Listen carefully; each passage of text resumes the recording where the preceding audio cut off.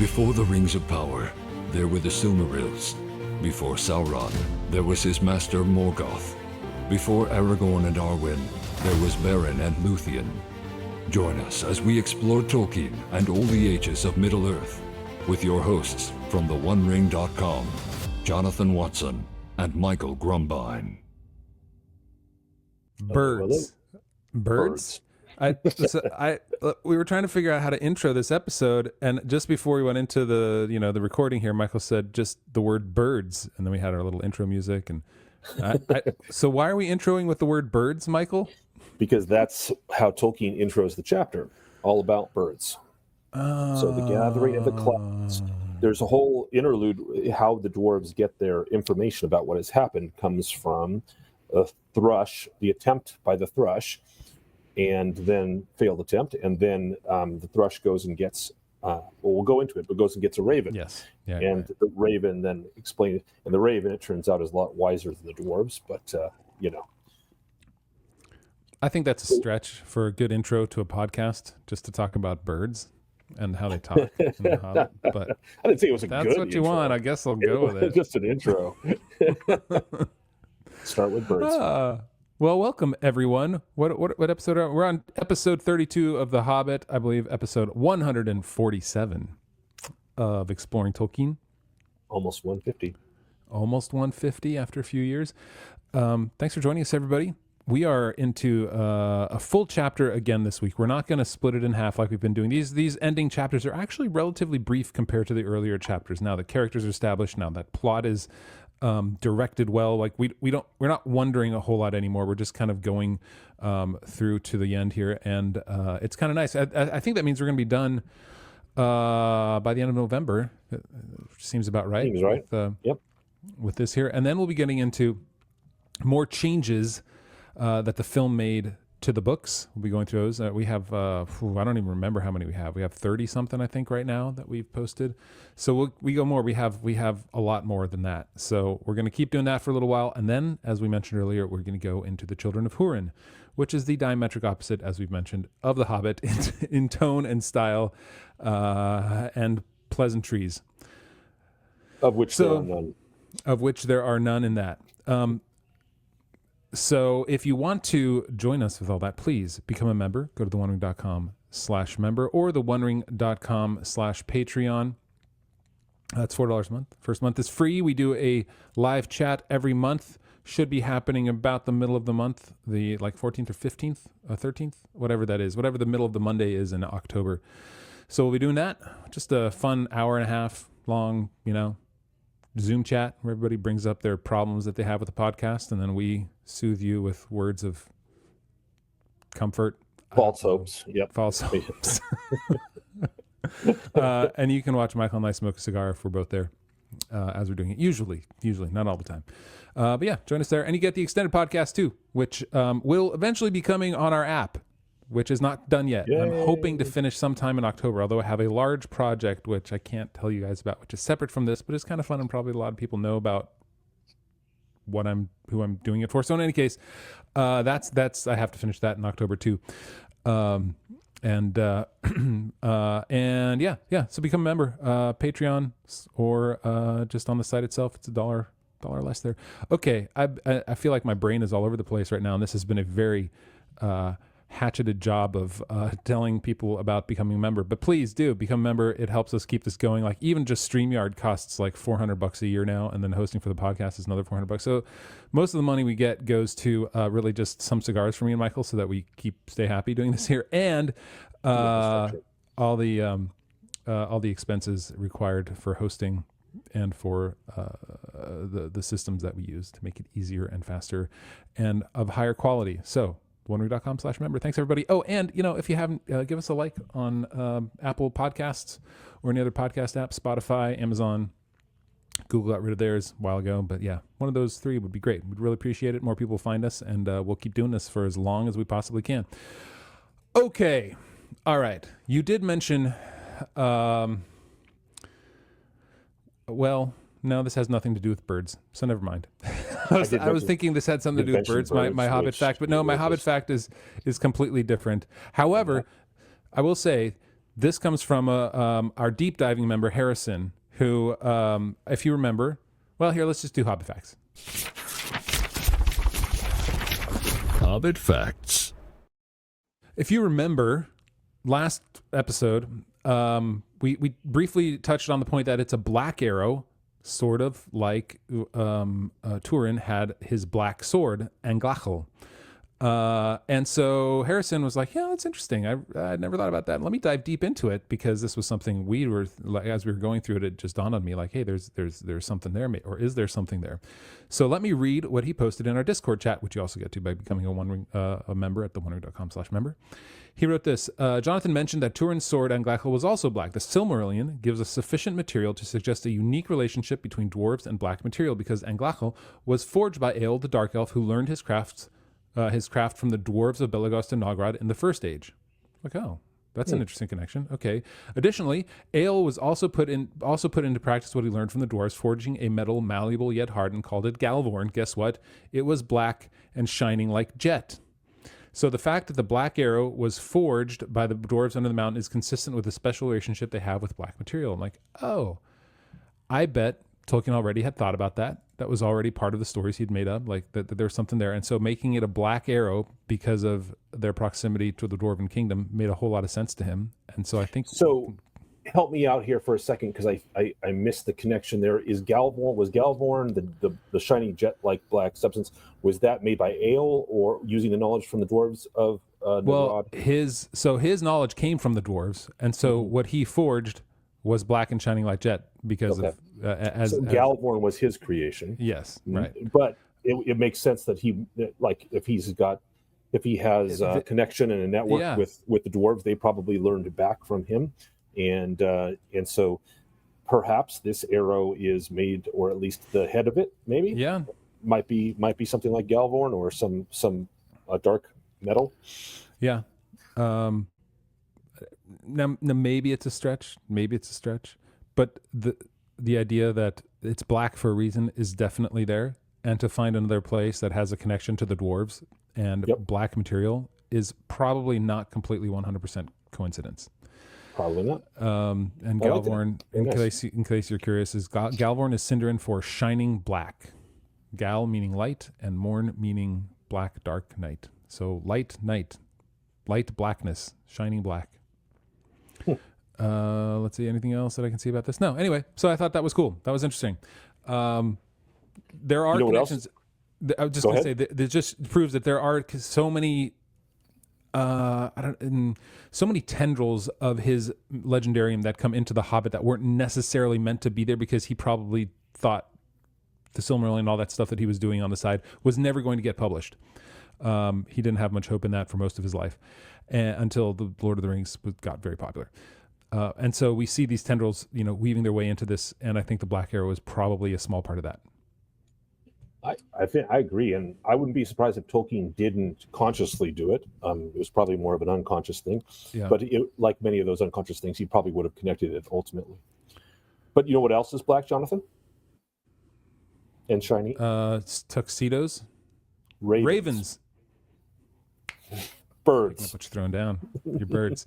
Well, speaking of ravens, let's get into this chapter. Chapter 15, The Gathering of the Clouds. Before you give us the overview, give us the overview. I just think it's an interesting title, too, The Gathering of the Clouds, because it's metaphorical in a way. But let's touch on that after you give us the... I don't think it mentions clouds at all in this chapter. Exactly.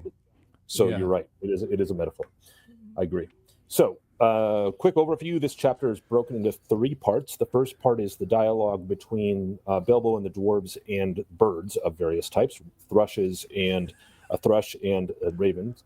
More birds. And more birds. Yep. In this part, they get all their information about the death of Smaug and the gathering of the armies, the elves and the men. So after this interlude, or this first part, we switch into a shorter second part, which is less, maybe page and a half, where Tolkien is just not telling us anything. There's no dialogue. He's just telling us all the preparations the dwarves made, how they changed things to prepare for being attacked, besieged, or the attempt to take the treasure of Smaug.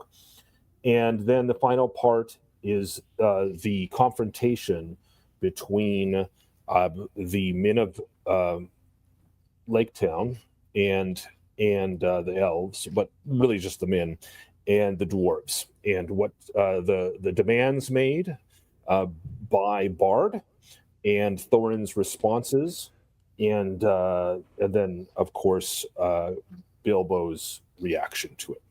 And that's it. That's the end of the chapter. It ends with them being essentially besieged, where the herald from Lake Town, the representative of the men,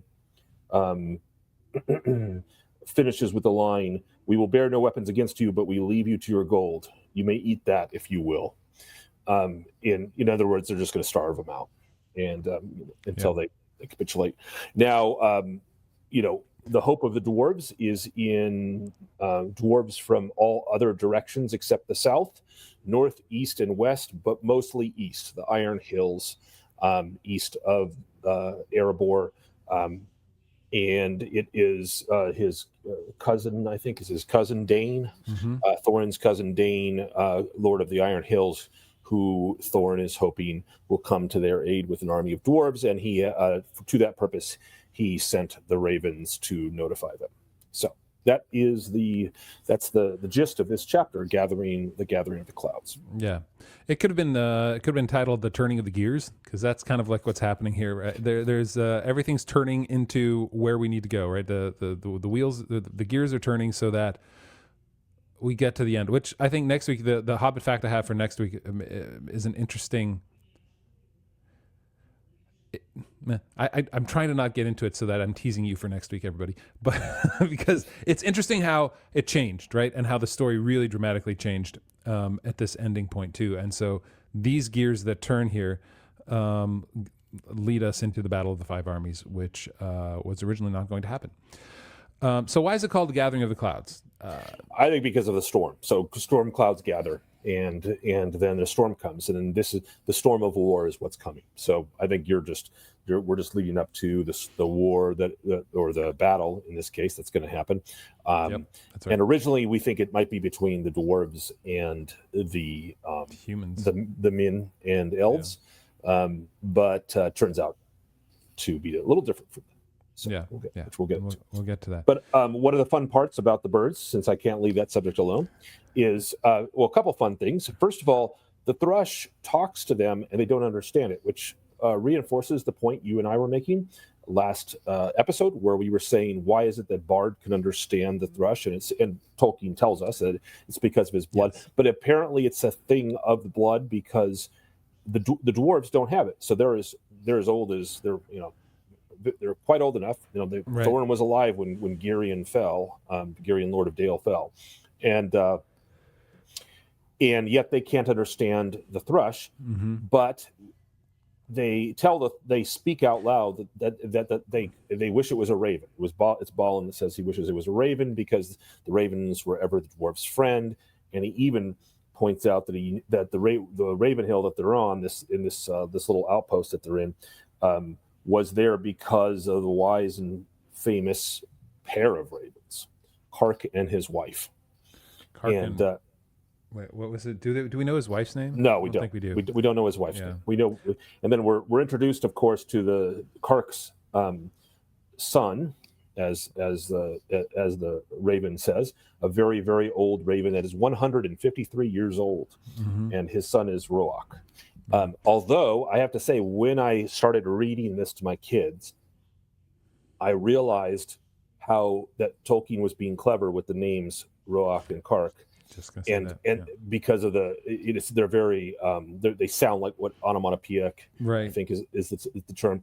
And so when I would read them to my kids, I would do voices, of course, and I would do the voice of Roak, and he says his opening line was, "I am Roak, son of Kark," and so I would do something like, "I am Roak, son of Kark," and I would really just basically turn Roak and Kark and Kark into sorry for the ears of the people that are offended, but it sounds like a raven calling.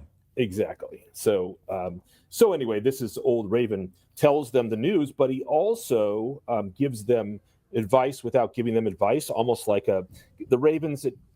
They're not. They don't view themselves quite as equals with the dwarves. I don't think, because he's a little sort of acting like he's serving Thorin, and he makes a point. Is saying your own wisdom must decide your course, but 13 is a small remnant of the great folk of Durin that once dwelt here and now scattered far. If you will listen to my counsel, you will not trust the master of the lakemen, but rather him that shot the dragon with his bow.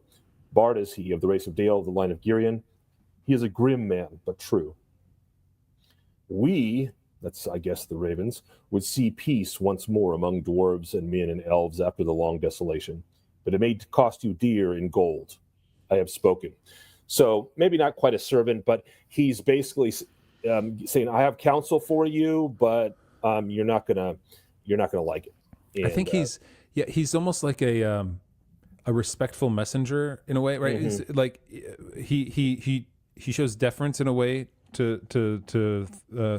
Thorin, just in the way that he addresses him, but also to the thrush, because he does say, the thrush may his feathers never fall, saw him die, and we may trust his words. Right. And I thought, like, oh, that's an interesting way. Like, there's a respect that he has not only for the dwarves but for the thrush too. And so it lends him some gravity that it's not just some bird talking, not like a warg or something like that. But right. He has great courtesy. Roach does. He's a very courteous bird. Mm-hmm, mm-hmm.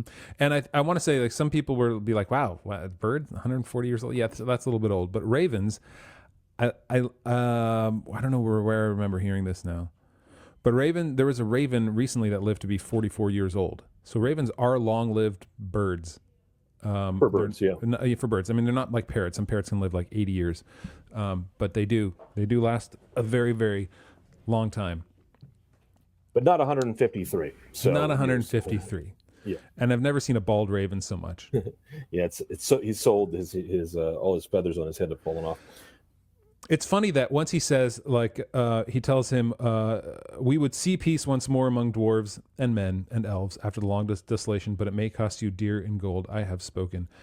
That's what sets Thorin off, right? Okay, now he's angry because he's saying, like, you're going to have to give up some of your gold if you want peace. None of our gold shall thieves take off or the violent carry off while we are still alive. If you would earn our thanks still more, bring us news of that, of any that draw near. So then he's now going back to respectful, but he gets angry. Like, just the mere mention of losing a little bit of his gold or some of his gold, a small amount. He has his place, he has his home back, but man, he is fully under the gold spell, which we'll get into. Right, which we talked about, and Tolkien mentions the effect of the gold. He's mentioned it a few times now. He's going to mention it again in this chapter, and then we're going to see the effects of it. Thorin gets even angry. This anger is nothing compared to what he displays by the end of the chapter. Yeah. Gold to Thorin is like food to Bilbo. That's right. It kind of that's all I can think about. That's a good parallel. I agree 100%. Because once we get to the end of the chapter, the last thing that Bilbo says is essentially like, I can't stand the food here. I got to leave. And yeah, we'll get to that. Okay, so at this point, then he leaves. He says, "I'll do what I can." And Bilbo complains that there's little food here to use. When they say go back to the mountain, Bilbo says, so Thorin says, back to the mountain. We have little time to lose. And then Bilbo says, and little food to use. In any case, he felt that the adventure was, properly speaking, over with the death of the dragon, in which he was much mistaken, and he would have given most of his share of the profits for the peaceful winding up of these affairs. So let's talk just a little bit about the gold sickness, which we'll get into in more detail probably in the extended edition here. But Bilbo is seemingly less affected by it than certainly the dwarves, or even the men and the elves, as we see moving forward. And I think that's an important point here. Like he was at one point, right? He grabbed the Arkenstone, threw it in his pocket, in his deepest pocket. But he's still, the gold sickness isn't really on him. Do you agree with that? Do you think that that's true? I don't. Yeah, I do think so. Tolkien deliberately said last chapter that he got over it. He shook off the effects of it quicker than the dwarves when they were sort of mesmerized in the cellar when they saw all the gold. So so he's definitely over that sort of immediate direct effect, and we are seeing him return to all of the old motivations that are so well known to us with Bilbo, which is love of home and love of food. and those comforts. I will point out, I wouldn't say completely free, because what is interesting is it says he would have given up most of his share of the profits for the peaceful That's a winding good up point. That's a very good point. of these affairs. If it was just, he had completely sloughed it off and he was just ready to go home and we're done with the adventure, then he might have just been willing to give up his share of the profits. But it's not his share; it's most of his share. Nobody knows he has the Arkenstone in his pocket. That could be that part of the most. Or the Arkenstone is probably his. I think Tolkien even says it is worth more than his whole share. So 114. True. All right, so then the dwarves, they head back to the mountain. They fortify the only opening that they have. Fili, Kili, and is it Bomb? No, just Fili and Kili are the ones who are sent out to get the ponies, or at least the goods, the stores that the ponies had, and bring them back. Well, there are three ponies left. Tolkien doesn't kill all of the ponies. No, the dragon didn't get them all. You know what was hilarious? Sorry, I just have to say this before I forget. Bilbo makes a comment about the snails. Oh, beginning of the chapter, he the said, very beginning. Suddenly, Bilbo pointed. There's that old thrush again. He cried. He seemed to have escaped when Smaug smashed the mountainside, but I don't suppose the snails have. Like, the heck is that about? Like, who cares? Since when has anyone ever shown concern for snails? But anyway, it might just be Bilbo just making remarks, noticing the little things. Literally, in this case. Yeah, the very, very little things. But yes, 3 ponies survive with some of their provisions. So this is how they're going to get some food into the mountain. They basically block up, Tolkien mentions that presumably there were other gates other than the front gate, but Tolkien specifically mentions that Smaug had long ago destroyed those and caved those in. And now that the secret door is caved in, there literally is no way in or out of the mountain than through the front gate. And so the dwarves put some mining equipment to good use. And in the days that they have, which we heard from last chapter was 11 days, I believe, since this attack of Smaug that the army set out.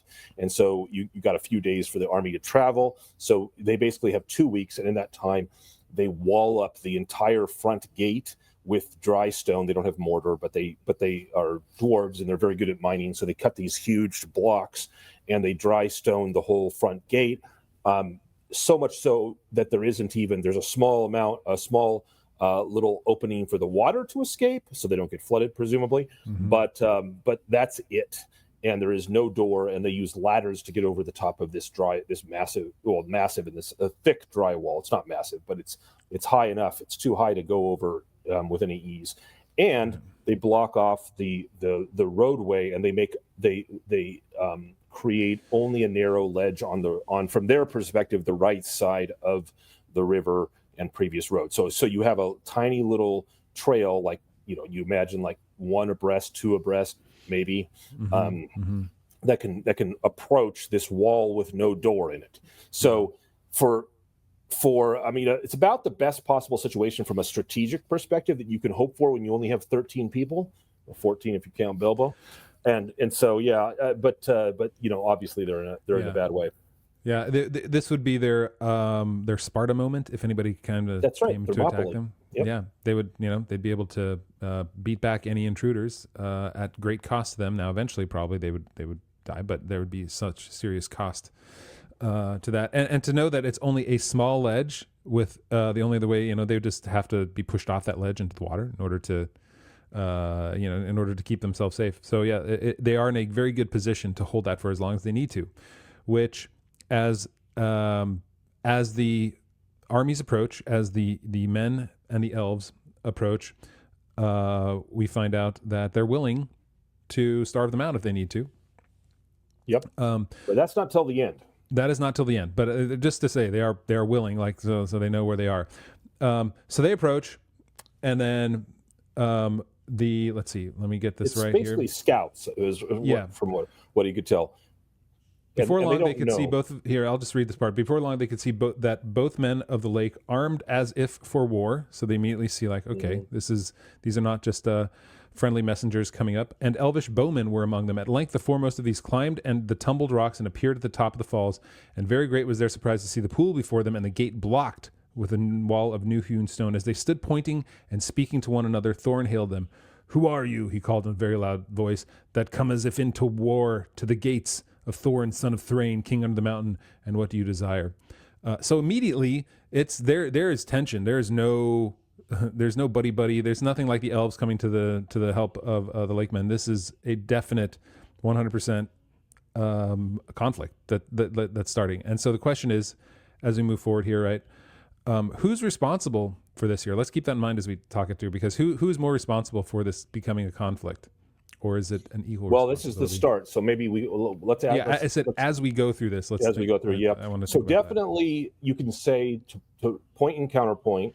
The men come armed as if for war, so they're not just sending somebody up to just look and see maybe the dwarves are alive.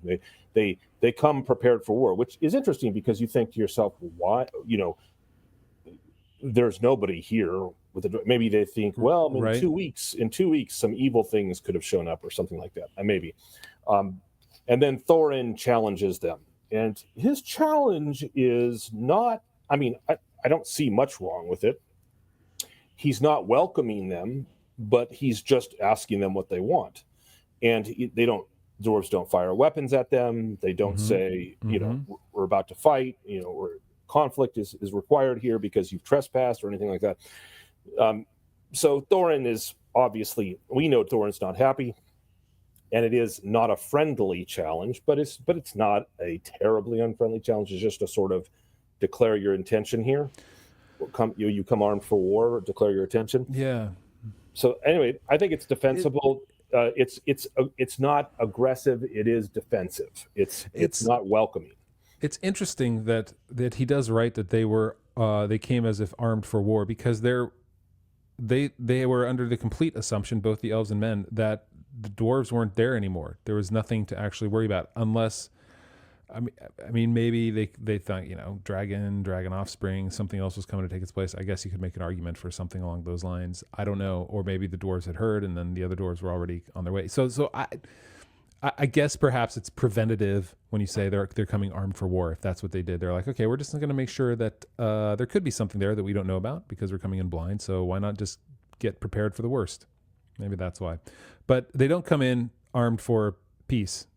So. No, exactly. The dwarves know what the men of the lake look like and how they dress normally, and it makes a point of saying that they saw both men of the lake armed as if for war and elvish bowmen among them. So not just elves, but elvish bowmen. So these are definitely soldiers from both factions that are here, and the challenge of Thorin goes unanswered. They just look at him and then they leave. They talk amongst themselves and then they leave. But what do they do when they leave? The camp was moved to the east of the river, right between the arms of the mountain, which is a defensive posture.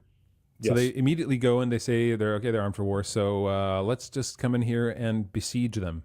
And so they do that on purpose. They it's almost like they make the first move to say, "Yep, this is a battle."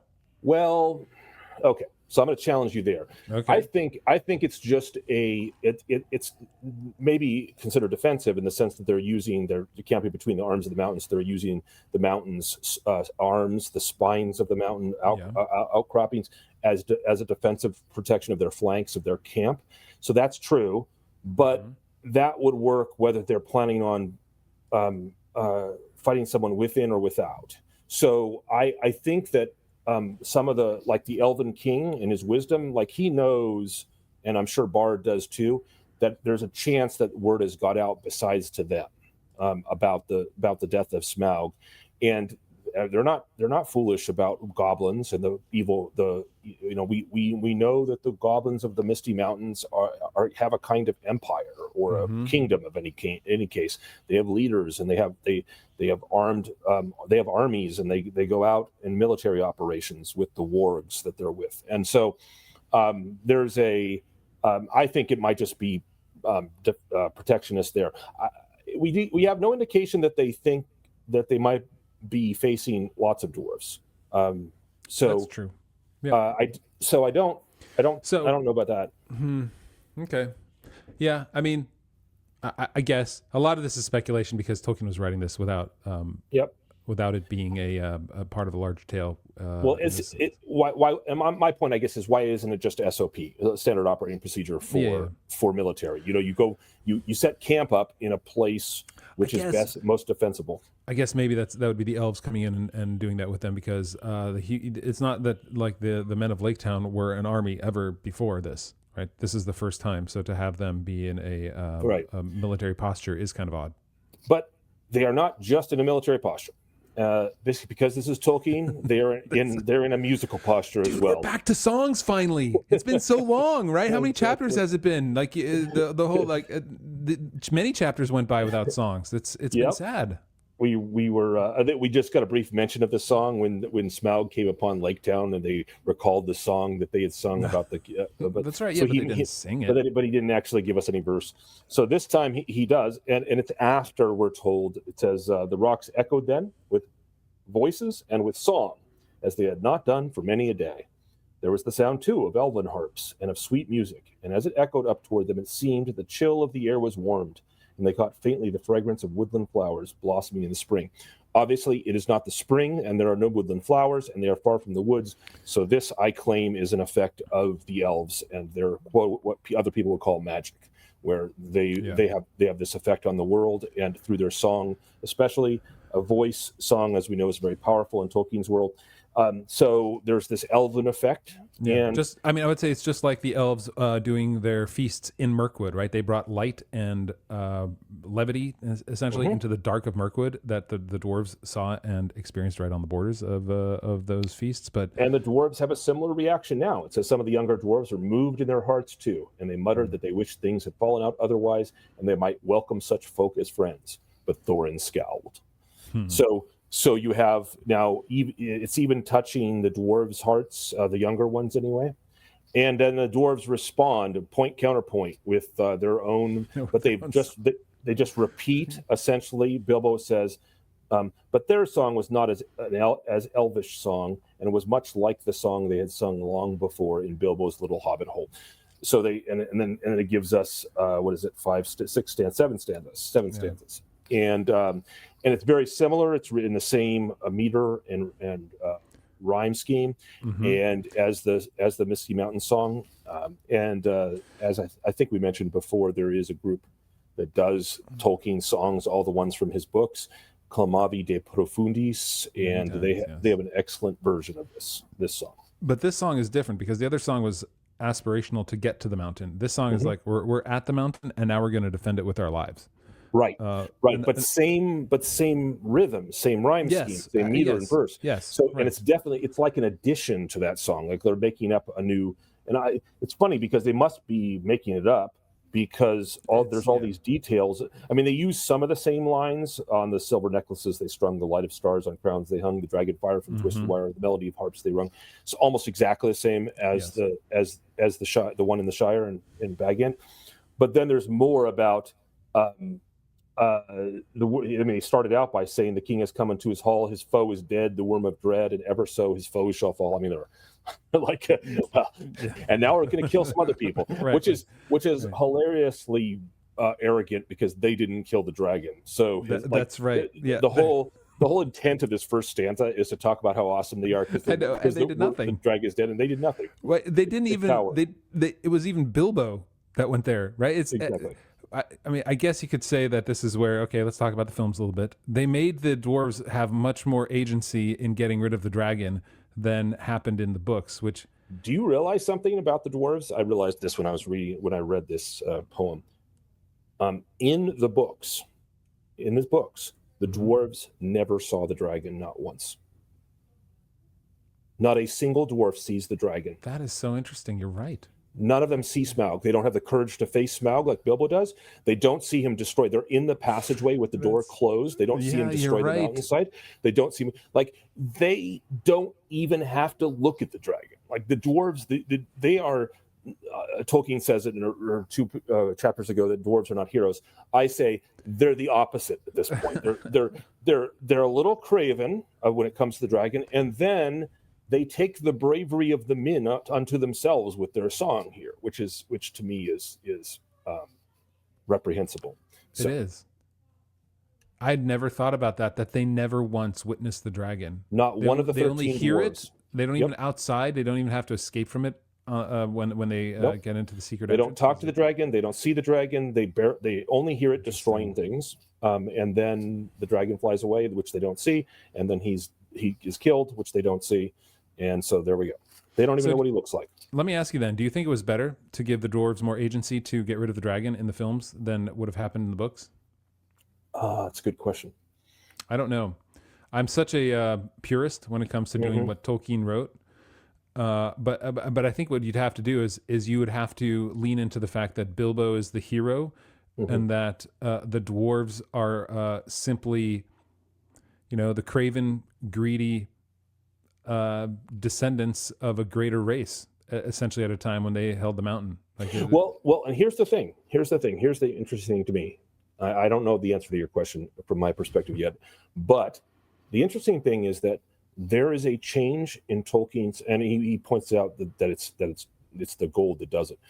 There's a change in the dwarves. The dwarves have become bolder. I think that's the word he used.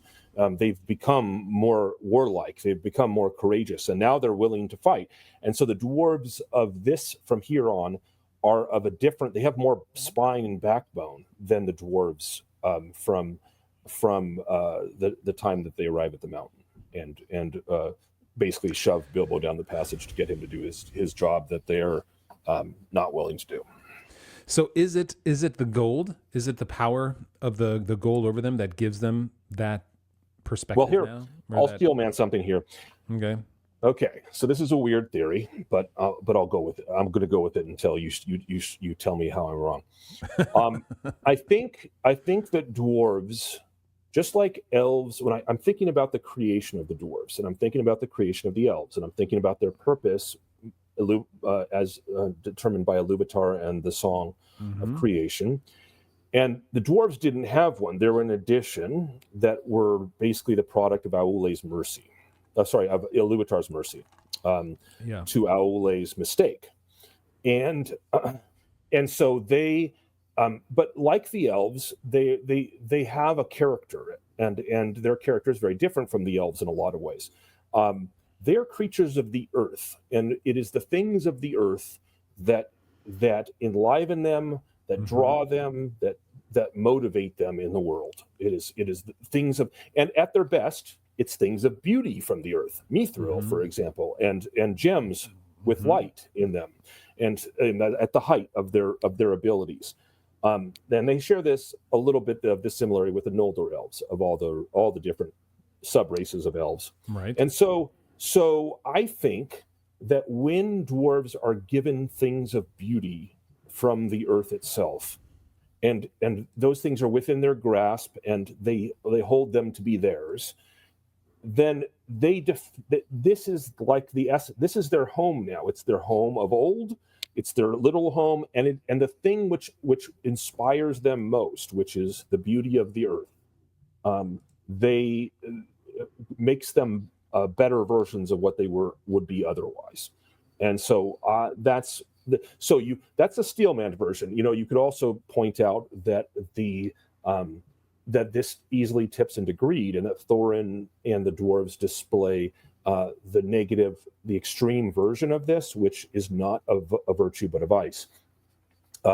This covetousness. So the beautiful things and valuable things can be coveted as well as appreciated, and they can be valued, they can be appreciated, and they can be unjustly coveted.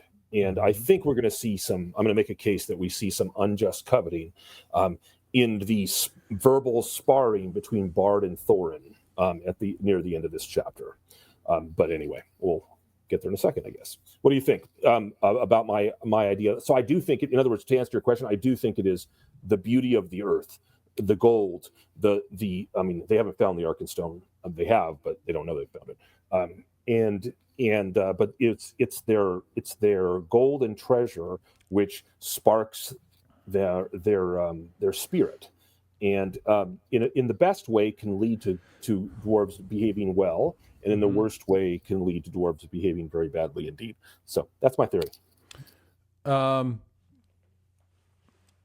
Yeah, that's I like that theory. I think with anything though, once you come back to a home you've had to abandon, then and it is yours again, I think there would be a certain sense of ownership and a desire to defend it even more strongly than before. True. That you would have had. Is it the gold though?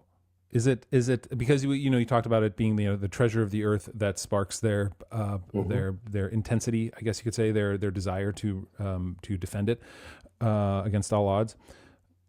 But Tolkien does make the point, and we're going to talk about this further, the idea of the power that the gold has. And I'm going to read this one line in here, and Tolkien mentioned this I think you said earlier, probably 4 times so far in the book about this whole idea. I think this is the 4th time. Yeah, where Bilbo, after speaking with Bard, and we'll get to that in a little bit too, but he says Bilbo did not reckon with the power that gold has upon which a dragon has long brooded, nor with dwarvish hearts. Let me read it again. But he also did not reckon with the power that gold has, upon which a dragon has long brooded, nor with dwarvish hearts.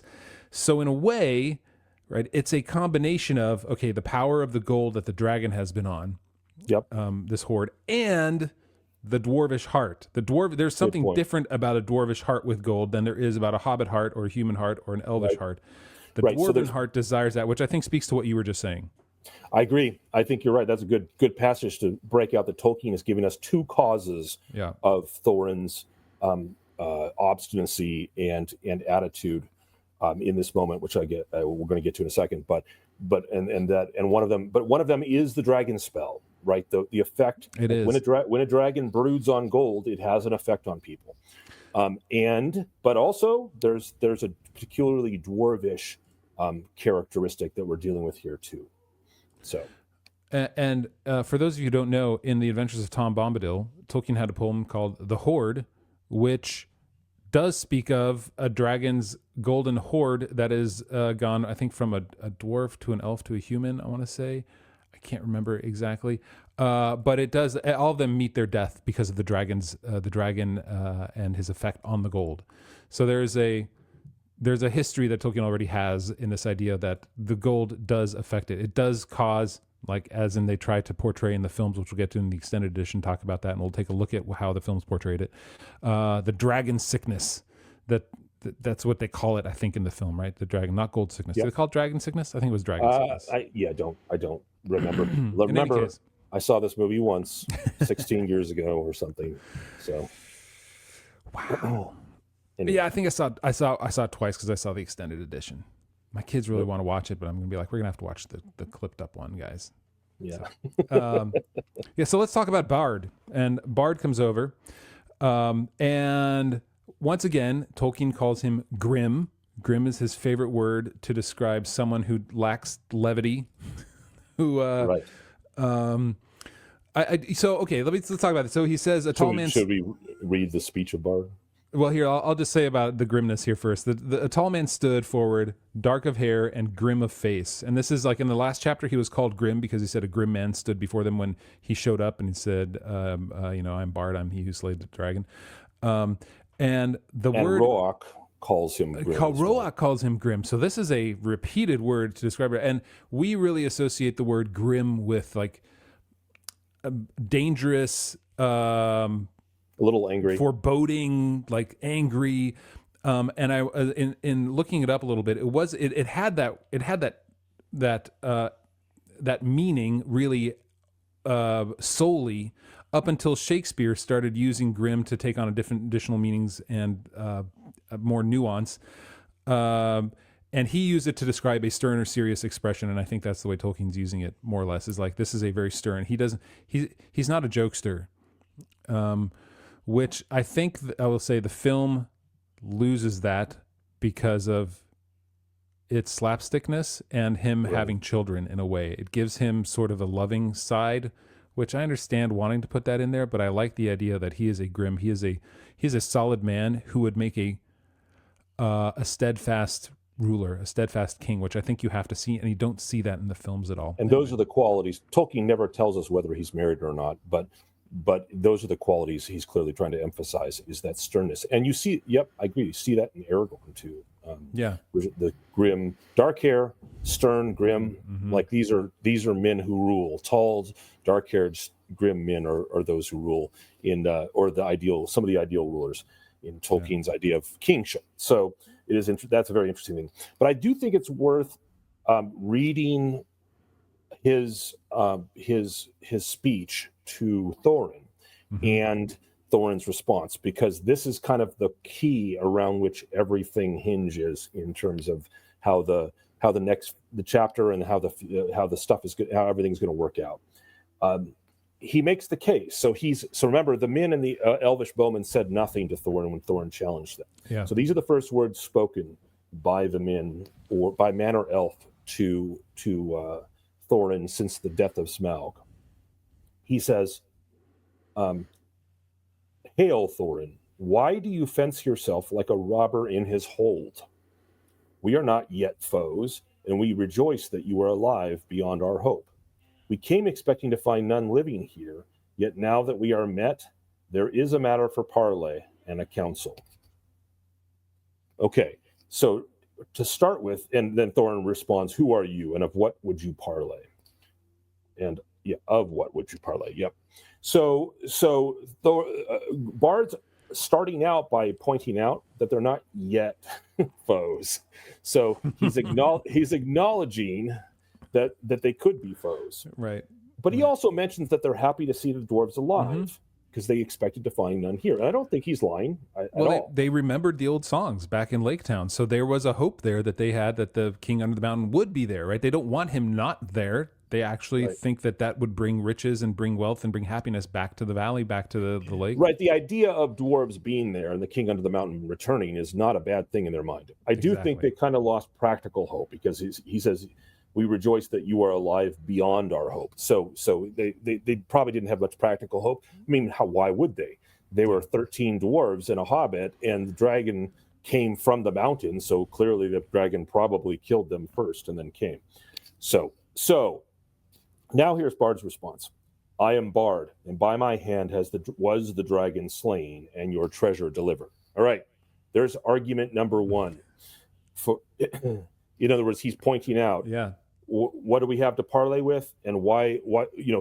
The implication from Thorin's question is, why do you think you have a right to the treasure of the mountain, which you've clearly come here for? So it was by my hand the dragon was slain, and your treasure delivered. So point one, is that not a matter that concerns you? Moreover, I am by right descent, the heir of Girion of Dale, and in your hoard is mingled much of the wealth of his halls and towns, which of old Smaug stole. Argument number two, is that not a matter of which we may speak? Further, in his last battle, Smaug destroyed the dwellings of the men of Esgaroth, and I am yet the servant of their master. I would speak for him and ask whether you have no thought for the sorrow and misery of his people. They aided you in your distress, and in recompense you have thus far brought ruin only, though doubtless undesigned. In other words, you did not intend it. So there's three arguments, and he's essentially making the arguments for why they deserve some of the wealth. That's the key here. They're getting right to the topic. Bard is not like bandying words and having niceties. He's been challenged directly, and he answers directly. These are my 3 points. And then following that's it. That's what he says. And then following that is a paragraph where you read the passage about Bilbo not understanding, not reckoning with the power that gold has upon a dragon long brooded, and then dwarven hearts. Dwarvish, not dwarven, sorry. And then Thorin responds. But before we get to Thorin's response, what did you think of Bard's argument and his points there? I mean, I think they're valid. I have no problem with him making the points in the same way that Bilbo thought that Thorin would at once admit what justice was in them. It's not like Bard has any spell over Bilbo. I feel, like you said earlier, like we mentioned, the dwarves have never even seen the dragon, and Bard was out there on a tower trying to kill him with a small arrow. Now, of course, as we see, the movie. Yeah, sorry, I know. Wait, what did you say about the arrow? I missed it as I was talking. It was a ballista. It was a ballista, small arrow. It was an arrow. Yeah. Now, again, what we see is the one thing that happened, the only reason that Bard was able to know how to kill Smaug was that the thrush came and told him. And that was why? Because the thrush overheard what Bilbo told the dwarves. So Bilbo actually has more agency in getting rid of the dragon and killing it than any of the dwarves there at all whatsoever. Exactly. And so I think, and then Bilbo, let's see, he thinks that exact same thing later. If it wasn't for me, nobody would know about his soft spot. Well, that's what's so funny. He says he did not, of course, expect that anyone would remember that it was he who discovered all by himself the dragon's weak spot, and it was just as well, for no one ever did. so no one did ever remember. But of course, Bilbo had the last laugh because he writes the book, and that we're now reading, and that's why we know that it happened. But also. You have this situation where, okay, so Bard's made 3 claims. Like, these are the reasons why I feel like we were deserving of some of the treasure. Right. 1, I slew the dragon, so it's a right of conquest, basically. Mm-hmm. Like, I killed the dragon, so I deserve its stuff. This will appeal to all the Dungeons and Dragons players out there. Reason number 2 is a hereditary reason. Ours. I'm the descendant of the Lord of Girion, of Dale, and Smaug took it. So the right that you have to your portion, some of that portion is ours. Actually, some of it is not from Erebor. Some of that gold is from Dale. Yes, that's right. And then the third reason is, if you hadn't stirred up the dragon's nest, so to speak, our town wouldn't have been destroyed and our people thrown into misery. Yeah. So you owe us something for the ruin. Even though you didn't want our town to be ruined, you nevertheless caused it. Yeah. Which do you think is his strongest argument? I'll tell you. I think his second one is that. Yeah, I think his second one's the strongest. The dragon took our gold too, and now you're keeping it for yourselves? Right. You had nothing to do with any conquest of Dale to take our gold. It was all the dragon. So this is... Right. This hoard is and it's the ours. strongest. It should be the strongest to the dwarves because it's the only reason that they have to claim the dragon's treasure for themselves. Is that it was theirs and the dragon took it. So whatever portion was from Dale belongs to the descendants of Dale, in the same way that their treasure belongs to them. Now Thorin just goes after the third reason. He does this classic debaters. He makes a logical fallacy, and he never deals with reason number 1 or 2. And Bard tries to call him out on that. He says, "What about the other reasons later on?" After Thorin rips into him for the third reason. And I'd like to ask you what you think about Thorin's counterpoint to the third reason, because I was thinking about it and I changed my mind on it after I thought about it for a while. But when Bard tries to call him out for not addressing the first 2, okay, because then Thorin actually goes with a misdirection at the end to try to change the topic. It's like classic debaters tactics. And Bard responds, "A just question, but you are not dead and we are not robbers. Moreover, the wealthy may have pity beyond the right on the needy, and that befriended them when they were in want. And still, my other claims remain unanswered." In other words, the first 2. And then Thorin goes, "I'm not going to argue with people that are here armed." So he never addresses the first 2 claims, which is you would have no gold if it were not for me slaying the dragon. So even if and I think that's a valid claim, although I don't go in completely for the murder hobo attitude of D&D players, where everything they kill they have a right for to everything. Nevertheless, if a person slays a monster that's been plaguing anyone, a reward is deserved for that defense of the common good. And so I think he has a point there. But I think, like you said, the strongest point is number 2, which is some of that wealth is ours, so that portion we deserve back, which is absolutely true. And thirdly, now on to the third point. His third point is, look, our town got destroyed because of what you did, even though you didn't want it to be destroyed. If you hadn't stirred up the dragon, we wouldn't have destroyed town, so can't you have mercy on us? And Thorin answers, You put your worst cause last and in the chief place. To the treasure of my people, no man has claim, because Smaug, who stole it from us, also robbed him of life or home. The treasure was not his, that his evil deeds should be amended with a share of it. The price of the goods and the assistance that we received of the Lakemen, we will fairly pay in due time. In due time. which is such BS, because they have the money out. He could like cart it out and say, here's the gold that pays for what you gave us on that.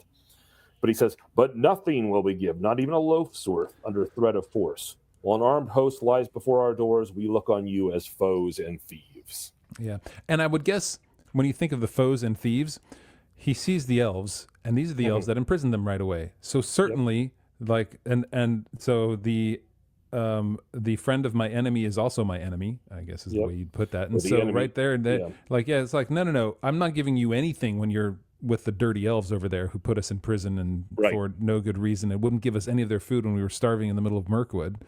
Why would I indeed parley with somebody who wants to just imprison us anyway? Clearly all you care about is the gold and not our well-being. And so I feel like that response is a little more justified than the what would you have done had you found us all dead, and what share of inheritance would you have paid to our kindred had you found the horde unguarded and us slain? So he deflects right there too. But so it hadn't occurred to me how much they probably despise the elves, and when they see the elves, they're like, oh no, this is not, nope, sorry, we are here and we're going to stay, and the elves aren't getting one coin, little piece of gold dust. Now, so here's a what if statement for you, because what do you think would be different about Thorin's response? Or no, let me ask it a different way. Do you think Thorin would have decided differently if the elves hadn't been there, but the men were there armed as they were? Because I agree with you that the elves exacerbate the situation. I know, yes, you're right. But Thorin never... Thorin never mentions the elves in his response. I will say, yes. I think he would have changed somewhat, because the host of an army before him would have been the men of Dale, or the men of Laketown, and not an elven. And I disagree. I think his answer would have been the same. I think Thorin is using sophistry here to try to make himself sound like he has good reason to drive them away. And I think he would have still made the point about armed men and armed foes in front. And because I don't think Thorin wants to, like, the very fact that that Bard makes one of his small claims about the hospitality shown, that Thorin admits that the dwarves have a debt to be repaid for the hospitality. Thorin admits that, but he won't even pay that. So, and I can't put it all at the feet of there being elves there. I do think because what Tolkien says was long hours in the past days Thorin had spent in the treasury, and the lust of it was heavy on him. I understand. The question becomes, what is it? So on the scales of his response, when it comes to what is the primary driving force of his response, is it the lust for gold? Is it the dwarven heart? Is it the dragon's power over the gold? Dragon spell. Yeah. Is it the elves just being there, or is it an army now in front of him? How much of that weighs into his response? And that is the interesting question. So, and I feel like would his response have been different had there been no elves? Yes. Would he still not have given up the gold? Yes. But perhaps not as stridently in the response that he had there anyway. And it's just, I mean, I'm not discounting that. Yes, he spent so much time in the treasury, like he was there in this golden, in his need for the treasure, like as you say, like perhaps the idea that since they're of the earth, anything from the earth drives them into some sort. Their dwarven hearts are different than men's hearts, but I think his response would have been slightly different. Now, again, this is all Tolkien's decision as he wrote it. It's not like we're talking about history and how people's hearts are actually made. But I think I still like, and we'll get into this in the extended edition when we look at how Tolkien or how Jackson portrays the effect gold has on Thorin. I don't put as much weight onto that, I think, as you might. I'd like to think that it's a snowball effect of all those different things coming together to make him give this response. Yeah, that's fair. That's fair. I put a lot more weight on the dragon spell, and I do think that, and dwarven, even dwarvish hearts, I do think that he wouldn't have given up a single coin, even if just the men of Laketown had showed up. I think he was captured at that point in his heart. By the treasure. Do you think that his heart changed enough where he wouldn't want to even give Bilbo anything at this point? No, because no, I don't think so, because we would have seen sign that he begrudged him, like the mithril shirt and things like that, and we don't have any sign that Thorin looks upon Bilbo with suspicion or anything like that, or begrudges him. He considers Bilbo one of their company. From all signs that Tolkien gives us, until of course Bilbo quote unquote betrays them, which we'll get to the next chapter. But up to that point, there's no suspicion that we can see, and so from Tolkien anyway. So I just think so now to the thing that my mind changed when Thorin gives an argument. I actually think Thorin's clever. I think he's technically correct in the principle of justice. Bard says, "Don't you owe us something because," to paraphrase, "don't you owe us something because of the sorrow and misery of our people? Because we had our homes destroyed because of you, and you're stirring up the dragon." And Thorin says, "To the treasure of my people no man has claim, because Smaug," I think the word just would be normally used in speech here. Normally, Tolkien doesn't use it. So let me read it with the word just. "To the treasure of my people no man has claim, just because Smaug, who stole it from us, also robbed him of life or home." So he's talking about the man who would make claim upon the dragon's treasure because Smaug destroyed their home. The treasure was not his, that was not Smaug's, in other words, that Smaug's evil deeds should be amended with a share of it. So what his point is look, if a thief steals stuff from your house and then goes and breaks into somebody else's house and gets shot, but destroys their house before he gets killed, you don't deserve the stolen goods that the thief took from my house just because your house got destroyed by the thief. And that is actually true. That's what I changed my mind. I think Thorin's right about that.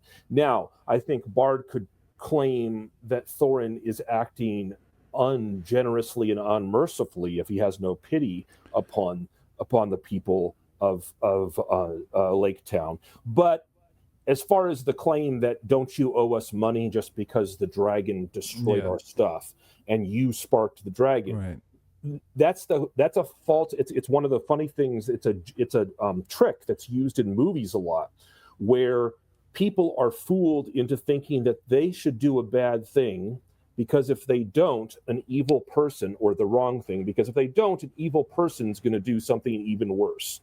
And sometimes the evil person threatens with it. So they say, do something wrong or I'm going to kill this innocent person here. And it'll be on you. And of course, the truth is, it's not on you. The evil person is responsible for their own actions. And so in this case, the gold of the dragon does not belong to the people of Laketown just because the dragon destroyed their home. True. But the problem with that argument, of course, is that it's not all their gold. Right, which is why you and I agree that the second argument that Bard is gives the best one. Is the best argument. So he's just ignoring that argument completely. Completely ignoring it. Yeah. And he's like, trying to, and not just ignoring it, but trying to offer a red herring. Like, what would you have done if we hadn't been dead? Would you have offered, would you have paid recompense to my ancestors? He's totally trying to distract at that point, which Bard sees through. So anyway, that's our, it's an interesting question. So Bard leaves. Yep. Telling him, gather your wisdom ere we return. Many hours passed. Banner bearers returned. Trumpeters stood forth and blew a blast. So Bard doesn't return. That's an interesting. So yes, Bard doesn't return, but banner bearers returned, looking for his answer. And they say, in the name of Esgaroth and of the forest, of course, Mirkwood, meaning the elves, we speak unto Thorin Thrain's son, Oakenshield, calling himself the king under the mountain. We bid him consider well the claims that have been urged or be declared our foe. And they go on, and then Thorin seized a bow of horn and shot an arrow at the speaker. It smote into his shield and stuck there quivering. So, good answer. Thorin was, nope, here's my answer. We are here to defend. You are our foes. You come arrayed as an army, and we got as the most obvious statement in the history of warfare. They have the high ground. Right, and what's interesting is they've come to a decision. They've that's nice. They've come to this. That my into my mind, the funniest part of that third movie of the Star Wars episode 3 of Star Wars. Yeah. I found this interesting in that Bard. First of all, the Elven King never shows up, so he's remained back in camp. He wasn't there the first time, or at least we're not told, and he isn't there this time, or at least we're not told. And second of all, they've made a decision. They've basically accepted the fact that Thorin, they've smelt what Thorin was cooking, as the Rock might say. And sorry, WWF reference. I know. I was like, wait, the Rock? WWE. Oh, the Rock. Dwayne Johnson might say. Dwayne Johnson, yes, might say. So they know that Thorin. He ignored their first two reasons, and so they lean into the first two reasons. They reference all three reasons in the Bannerman's answer. They say, at the least, he shall deliver 1/12 portion of the treasure unto Bard as the Dragon Slayer. And the heir of Girion. So there's the first two reasons. In other words, Bard represents the heir of Girion, which the dragon's treasure is part of that. And Bard slayed the dragon. So they say for the first two reasons, we deserve 1/12 the treasure. And then they actually kind of acknowledge in their answer that the third reason doesn't have much hold, but they say, but if Thorin would have the friendship and honor of the lands about, as his sires have the hold, then he will give also somewhat of his own for the comfort of the men of the lake. Mm-hmm. So they kind of acknowledge Thorin's retort to their third reason, but they say, but if you want our friendship, then you'll do what friends do. And help us out. So, but they demand 1/12, and they've decided upon this. They just decided that 1/12 is the right amount. Right. Mm-hmm. So they've decided that 1/12 is what they deserve for Bard killing the dragon and for him the heir of Girion, of whose treasure the dragon hoard consists somewhat. So, anyway, very interesting. Do you think Thorin was trying to kill the Bannerman, or do you think he was trying to hit the shield? I don't think he cared. I think he was just sending an answer, just in the direction, right. And he just okay, yeah. If he had killed him, that would have been bad. Like, because this is all very heraldic. This is all very high medieval language that's being bantered back and forth in the parlay. And if he had actually killed the messenger who was just there with the message, then that would have been terrible. I suspect he was aiming for the shield. But I'm kind of with the lust of the dragon on him. Maybe you're right. Maybe he didn't care. Yeah, and I don't think these were elves necessarily that came here, because they were Bard's banner bearers. Because he doesn't mention this was an elf or elves.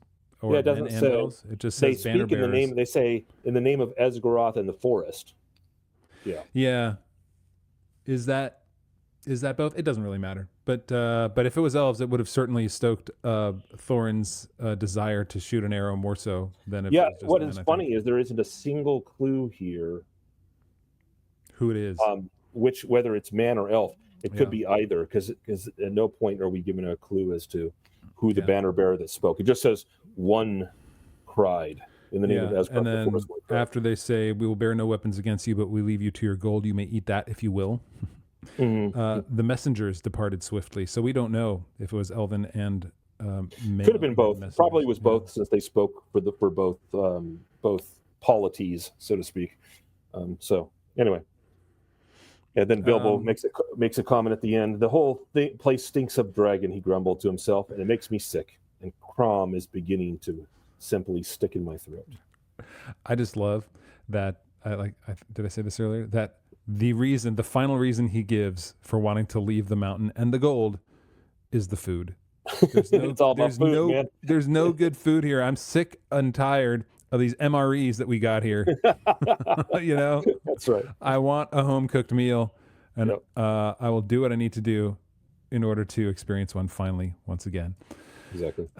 Which leads us into chapter 16, A Thief in the Night.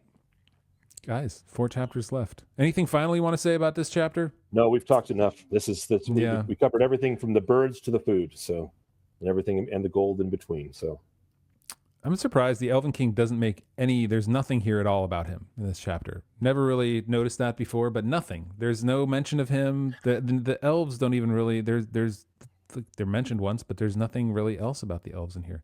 Even though they're there, and the whole reason they were going to the mountain was like they stopped along the way to help the men of Lake Town, and so but it's the men of Lake Town that take the lead in this parley, which I think is appropriate because they're the only ones that have a true claim on any of the gold.